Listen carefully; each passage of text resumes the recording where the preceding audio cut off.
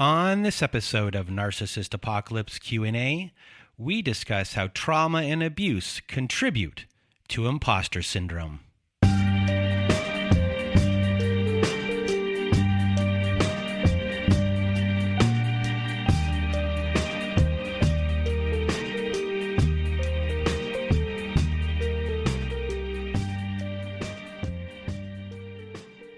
Welcome to Narcissist Apocalypse Q&A, everyone. I am Brandon Chadwick, and today we are going to be talking about imposter syndrome, trauma, and abuse. But before we get to that, if you want to be a guest on our Survivor Story episodes, please do go to our website at narcissistapocalypse.com. Top of the page, there's a button that says guest form. When you click on that button, it takes you to our guest form page. There you can read all of our instructions and either send us an email at narcissistapocalypse@gmail.com or fill out our guest form and press the submit button. And please do send it in the format that we ask for. And today we are going to be talking about imposter syndrome. But before we get to the full-blown imposter syndrome when it relates to abuse and trauma, let's go over imposter syndrome from its original beginnings, and we'll bring in abuse-related things as we go on before we get to the full section related to trauma and abuse. So imposter syndrome, the name was coined by two clinical psychologists named Pauline Rose Clance and Suzanne Imes, and they first identified and named this back in 1978. And imposter syndrome is the condition of feeling anxious and not experiencing success internally, despite being high-performing in external objective ways. This condition often results in people feeling like they are a fraud or a phony and that they will be doubting their abilities. And with imposter syndrome, a person doesn't feel confident or competent regardless of what they achieve. They don't experience the joy of success because they're always waiting for their inadequacy to come to light, that they'll be seen as a fraud, that they are a fraud. So you can see right there, if we want to dip our toes into abuse or psychology jargon, this is cognitive dissonance. And you have two mixed messages here. And in abuse, whether a parent or romantic relationship abuser, they try to create these mixed messages. And by doing so, they become this truth teller, and it can become the voice in your head, and thus easier for them to destroy your competency and also create doubt that abuse might be going on at all, or that you were never abused in the first place. And we'll get more into that later. So the typical symptoms of imposter syndrome can vary from person to person, but they include a strong belief that success is impossible to achieve. They are stuck with a feeling of incompetence even after proving one's competency. Fear of failing to meet other people's expectations is one. Belief that one's success in the past was just a mere stroke of luck rather than hard work and competence. And not feeling comfortable with praise or even simple congratulations. Someone who has imposter syndrome might forever be doubtful of one's success. There's constant pressure to always outdo yourself as well. And there also could be a lot of anxiety and depression as a symptom, and that's caused by these feelings of inadequacy. So there are a bunch of different types of imposter syndrome, according to experts, and they can be characterized into some categories and subtypes, and all of these people suffer from the condition of imposter syndrome, and these are the subtypes according to experts. Number one is the perfectionist, and these people are people who are constantly struggling to be their outright best. They regardless of the effects of their struggles on their mental health. The perfectionist typically sets standards for themselves that are most of the time impossible to achieve. And in the abuse world, and we'll get more into this more when discussing perfectionism over the perfectionist, but when in a relationship with an abuser, we hear a lot of perfectionists on the show. And with perfectionists, they could stay in a relationship longer because they don't want to fail. Failure is a big thing for them. And after the relationship, it's a very hard thing for them to deal with. And it really goes so against their belief of who they are. And up next, we have the super person. And individuals in this subtype of imposter syndrome usually struggle with work addiction. They often find themselves inadequate when compared to other people. And the super person will always push themselves harder at all times, regardless of the cost of their efforts to their physical and mental health. So with the super person, once again, we've heard this type on our show before, specifically those who pride themselves on bending over backward for people, and that can happen and they can be taken advantage of. And it is your identity if you're this type of super person, if this is your imposter syndrome. And an abuser can really attack this type of identity and use it to their benefit just by saying, you don't do anything for me. And like, boom, just like that the superhuman kicks in. And from that point on, the abuser really, really has you. And up next, number 3 on this list is the genius. And this is typically a person who not only struggles with perfectionism, but further strives to achieve impossibly high goals on their first attempt. And the genius feels shameful or unworthy if they fail to achieve this lofty goal on their first try. So I thought about this one for a bit and how this could be applied to a survivor of abuse. And when thinking about someone who gets upset after the first failing, after not accomplishing something after the first try, a lot of the times we hear stories on the show, someone who's really in a relationship for the first time. These things are new to them, and failing at something new isn't something that they want to be a part of. They see the relationship as being a one and done. They only want to be married once. Anything beyond that is troublesome to them. They want to have that house with the picket fence, 2.5 kids type of future. They have this idea or belief of that. You only get this one chance at it, which in part is true. And it's this belief that needs to change in the aftermath of things, because it's going to be a very big struggle. But it is also a struggle within the relationship when you have this specific type of imposter syndrome. And it's okay that the relationship isn't going to work out and didn't work out, but this is a really big struggle that goes on within the relationship. The next one on the list is the expert. And an expert is someone who is never satisfied with any of their achievements, despite being very knowledgeable about a topic or a task. And these are the people who are always pressured to match others who may even be less competent than them. So when it comes to abuse with this one, this type of imposter syndrome can really be used in triangulation.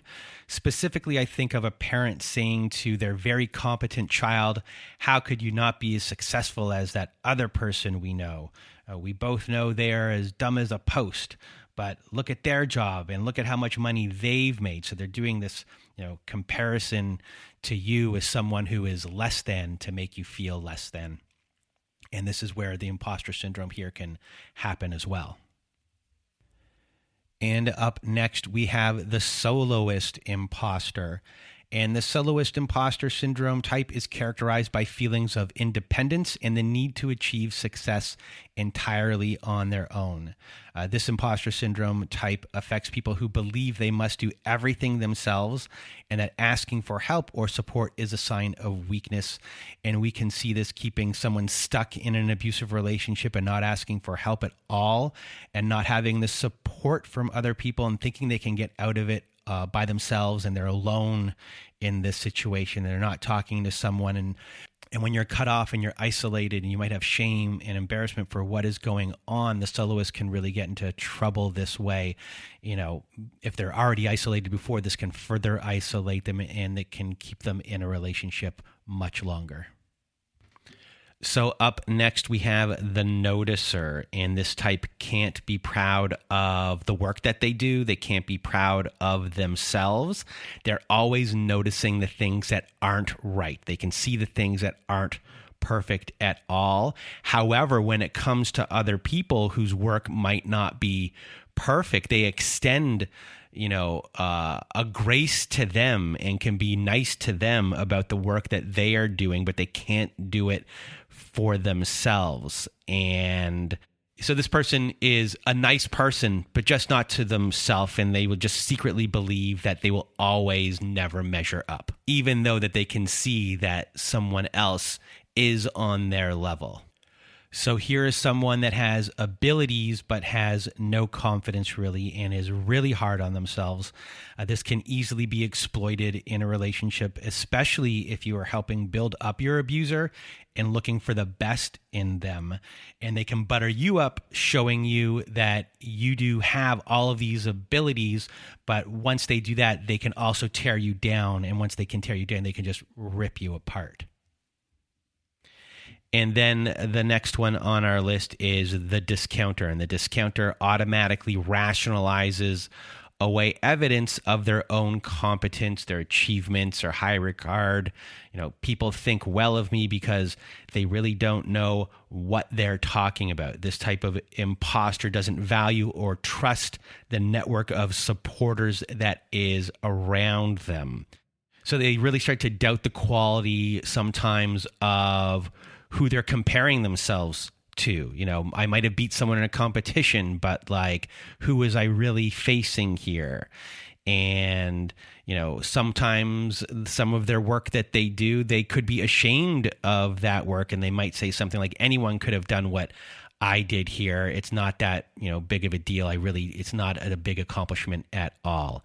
And this could have been created in childhood abuse, being told these things by abusive parents, and this becoming the voice that is in your head. And this can also happen in relationships too, and that is the discounted. So what are some of the causes of imposter syndrome? And as we mentioned, one of the types was called the perfectionist, but perfectionism is one of the common causes of imposter syndrome. And people who are perfectionists may feel like they are never good enough and that they always have to be perfect. And this can lead to a feeling of self-doubt and insecurity. And if you've listened to our survivor stories before, we have lots of perfectionists on the show. So when you get a perfectionist that's gaslit about their skills, that's a real lethal combination that can lead to imposter syndrome when it comes to trauma and abuse. And something we've already mentioned here, and there's social comparison, social pressures, sense of belonging. So when we compare ourselves to others, we may feel like we are not good enough or that we don't measure up. And an abuser can be very good at triangulation and use comparison to really break you down. So when it comes to abuse and imposter syndrome, the use of triangulation and social comparison can become a really big thing when it comes to imposter syndrome. Social pressures, being part of a social circle or social group where approval or worth seems to be explicitly connected to achievement. That can be a cause of imposter syndrome. And then there's sense of belonging, which is part of imposter syndrome. And it's really the fear of being found out or cast out, that you'll be seen in a way that you think that you're not competent enough to be with these people. You're not good enough to be with these people. And any circumstance, even in the past, that made a person feel different, like language, ethnicity, gender, socioeconomic status, religion, or physical or learning differences can fuel, imposter syndrome. And the person can carry that persistent, sense of not belonging long after any of this is resolved. An abuser can really take these things when it comes to belonging, acceptance, social pressures, and comparisons, and really wield them against you. I'm the only one that loves you, they might say. No one else likes you. They increase the imposter syndrome and the cognitive dissonance, and they might be cool and you might want to fit in with them and what they are doing, and they could be pressuring you into things. And there's also triangulation with comparisons, and these things exacerbate the issues. And this just creates a bigger imposter syndrome, and you really start to fight against yourself. And then a big one here, in the causes, unrealistic standards and upbringing.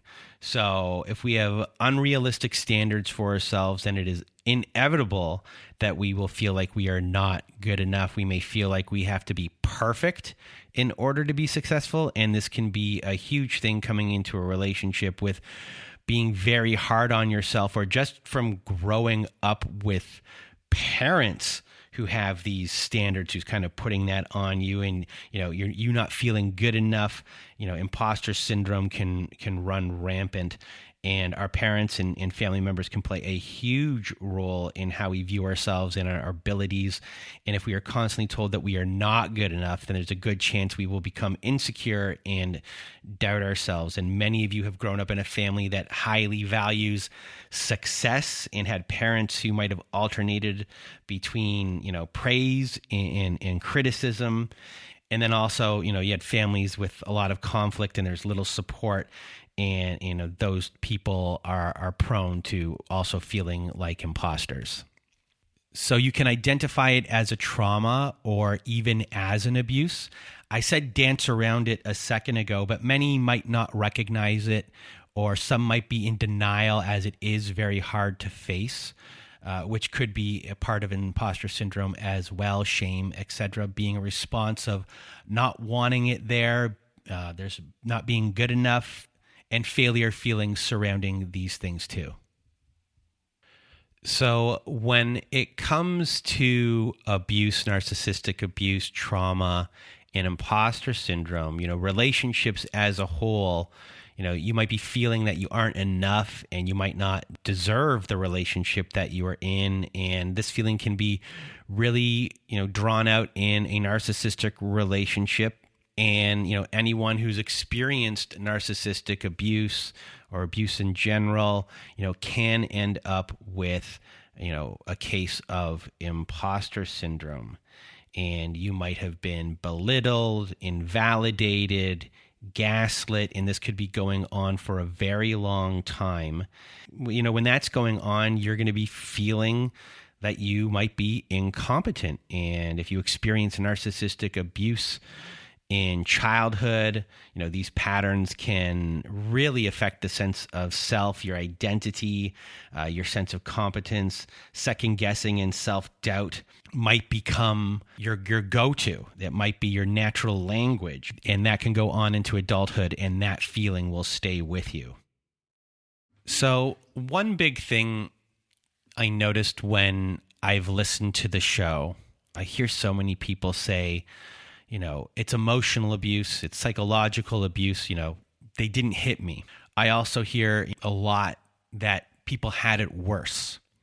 But when it comes to the hit you part, many abusers never hit you. And it's emotional and psychological abuse. And there's a real lack of validation from the outside world when this happens for everybody. So if someone didn't hit you, was it that bad? I hear this on the show just so many times that people would have left sooner if they were physically hit. And it would have been easier to identify the abuse and understand the danger I was in. I hear a lot, if someone was physically abused. So people who are abused, narcissistic abuse, domestic violence, they have their own preconception of what abuse is. And there's this really big lack of validation from the outside world when this happens. You have that belief too in your head, specifically when it comes to physical abuse versus emotional and psychological abuse.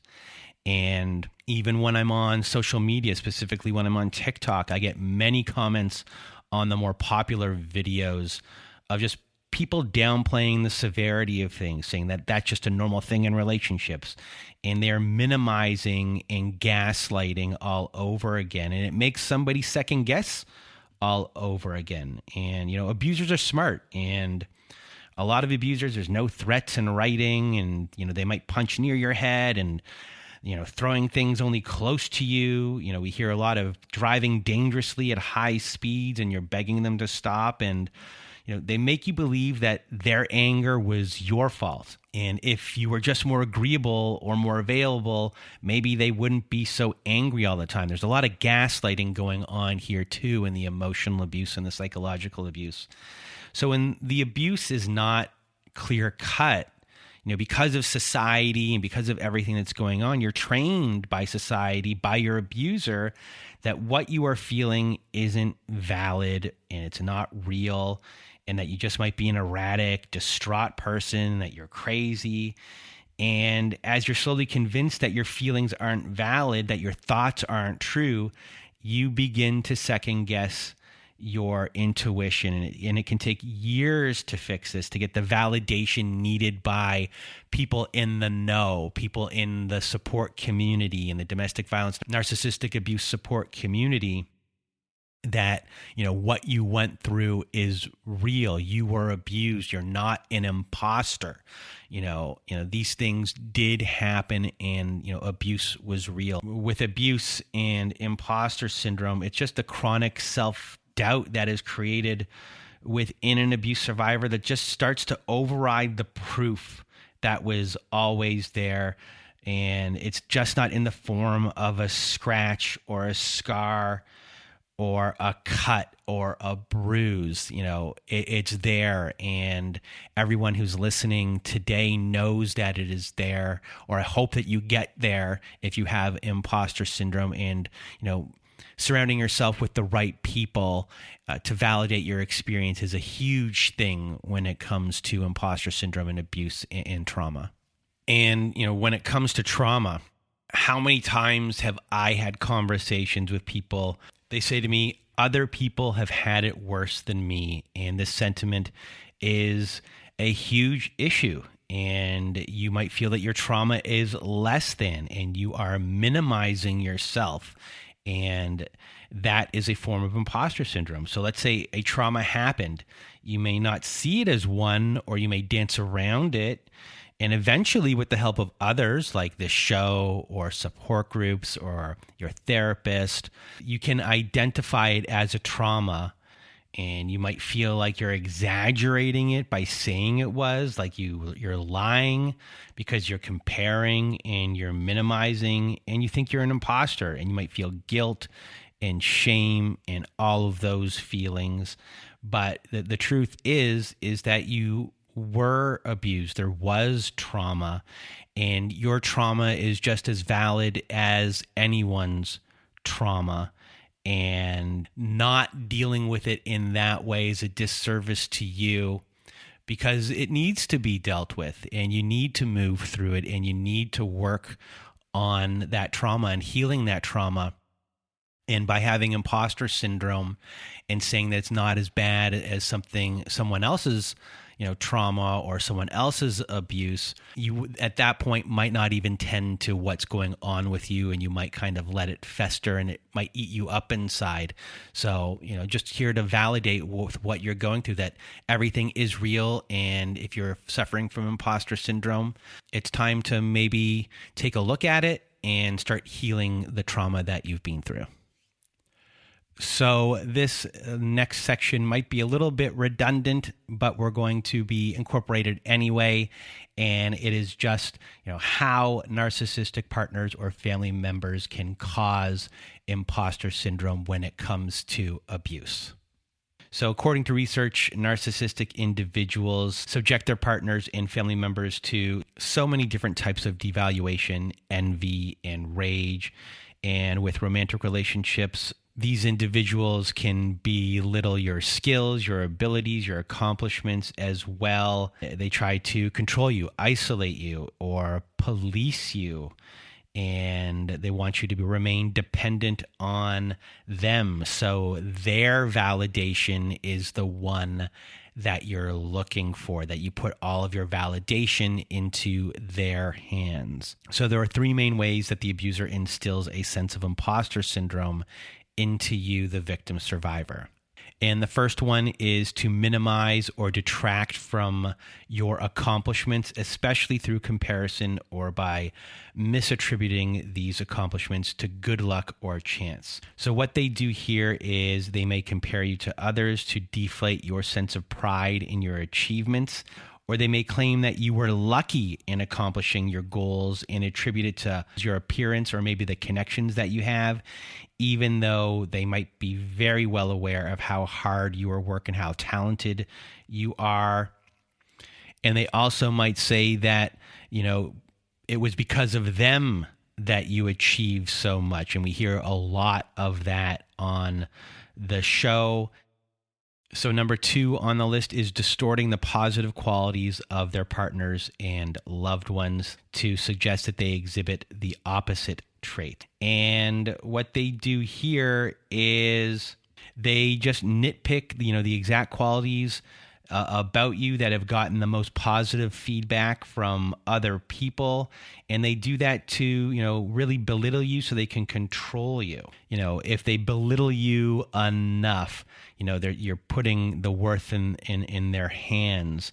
And once they have the worth in their hands, they can really control you. They can give you praise, and then they can kind of take it away, and they can undervalue who you are and how hard you've worked and everything that you've accomplished, all of your competency. They can really do a number on you. And we've heard that a lot on the show.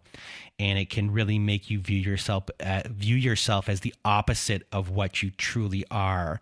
So that brings in this imposter syndrome here, where you have like two conflicting things going on, and you have the competency, which you are, but they've made you believe the opposite of who you are and what you are capable of.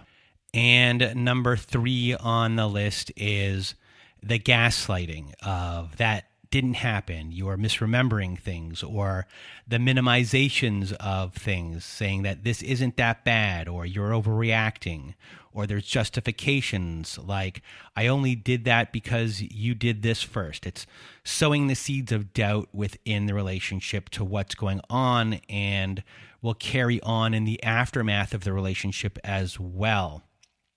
It's done so you will question what is or isn't abuse. It's creating doubt and confusion, and it is done through these methods, and it's huge, and it is part of the whole imposter syndrome from the trauma, especially if you are defending yourself or you are reacting to things. Some people call it defensive abuse. People don't like it when it's called reactive abuse, but that's what some people call it. And it is very confusing. And going back to this statement where someone might say it wasn't as bad as someone else's abuse, that's part of the self-gaslighting and minimization. And this type of minimization is done to lessen the pain of what happened to you. If you say it wasn't that bad, it could have been worse, or it could have been worse, it could have been like this other person's trauma, then you might be saying to yourself, that means maybe it really wasn't that bad. And you begin believing it in your hopes to lessen the pain. And it also can take the focus in your minds and put it onto someone else. If we focus on others' pain, it helps you avoid your own pain. And it also can make the person who harmed you, the abuser in this situation, to not look as bad. It's really just this very complicated situation. There's someone that you love, that you trust, who has hurt you. When you say these things, sometimes this minimization about your own trauma, your own abuse, it makes it easier just to deny the pain that this person that you love caused, and that you might think to yourself that they aren't that bad. So if this is happening to you, this is very common. You are not alone, and everyone who's out there is giving you a big hug. It's just a very common thing. It's sad that everyone is going through this, but it's something that most survivors do deal with. So that is it for our show today. And I hope that you enjoyed this episode on imposter syndrome and that you learned a little bit from it. I enjoyed creating this episode. And if you want to be a guest on our Survivor Story episodes, please do go to narcissistapocalypse.com. Top of the page, there's a button that says guest form. When you click on that button, it takes you to our guest form page. There you can read all of our instructions and either send us an email at narcissistapocalypse@gmail.com or fill out our guest form and press the submit button. And please do send it in the format that we ask for. Also at our website, we have our very own safe social network, our support group. So if you want to join our support group, go to narcissistapocalypse.com. Top of the page, there's a button that says support group. And when you click on that button, it takes you to our support group page. There you will see that we have meetings every Wednesday night, Thursday afternoons, and Saturday nights. We also have forum boards for you to post on to get the validation that you need from survivors just like you. And it is a wonderful group of people on there, and you can share your experiences and make friends as well. So if you need support, join our support group today. And if you need even more support, please do visit our friends at domesticshelters.org. At domesticshelters.org, they have articles and resources to help you make sense of what you are dealing with. They have every phone number and email address and web address for shelters and agencies, no matter how big or small the town you are in. Domesticshelters.org has it there. It is a wonderful free resource and a wonderful organization. So if you need extra support, please do go to domesticshelters.org. And that is it for today's show. So I hope you enjoyed this episode, and I hope you have a good night.